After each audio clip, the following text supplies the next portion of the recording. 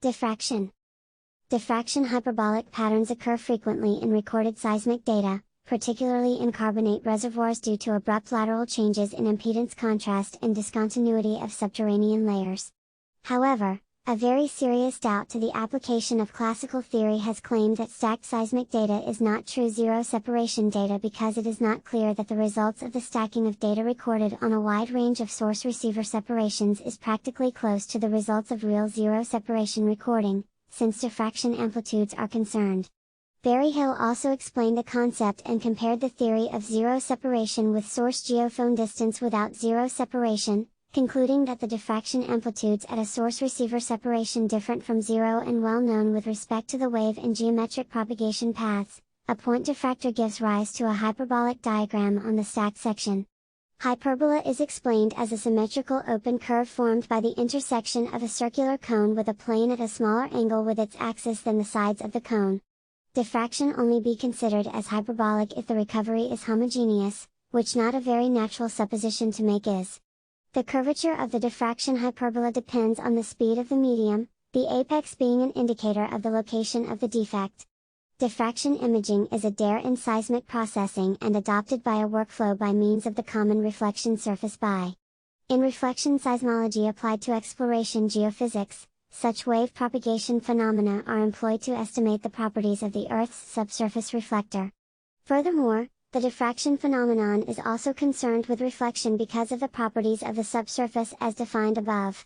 The acoustic, seismic, impedance, Z equals, where V is the seismic wave velocity and ρ is density.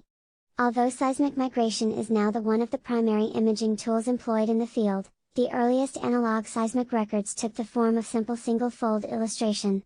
These recordings were characterized by diffracted energy and random noise, but they nonetheless provided a useful interpretation of the subsoil of the Earth. Later, mechanical migration eliminated the structural deformation of early seismic data, with CMP stacks condensing the amount of random noise as the diffracted energy is preserved. Seismic reflection and diffraction waves are essentially different physical phenomena. Most seismic processors tune an image by improving the seismic reflection data, and do not deliberate the diffracted waves present in the processed data, which carry most of the information regarding minor but important subsurface events.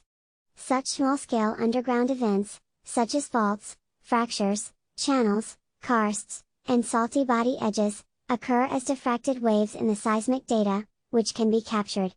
The plane wave destruction filter, PWD, was originally introduced by Claerbout for the characterization of seismic images using the superposition of local plane waves. This PWD filter was based on the plane wave differential equation, after the original plane wave destruction filter with the same approximation proved poor when applied to spatial folding data. On the other hand, the dip frequency filtering approach is applied in the FK domain. Here we use the Fourier transform to convert time data to the frequency domain, with a filter designed to eliminate reflections based on wave cycles per kilometer. In this paper, we develop a workflow that captures these events on a small scale through separate diffractions based on the regularity and continuity of the slope of the local event that corresponds to the reflection event. We compare the two techniques of dip frequency filtering and wave destruction filtering, before integrating the two approaches and performing comparative analyses on the optimal preservation of diffractions.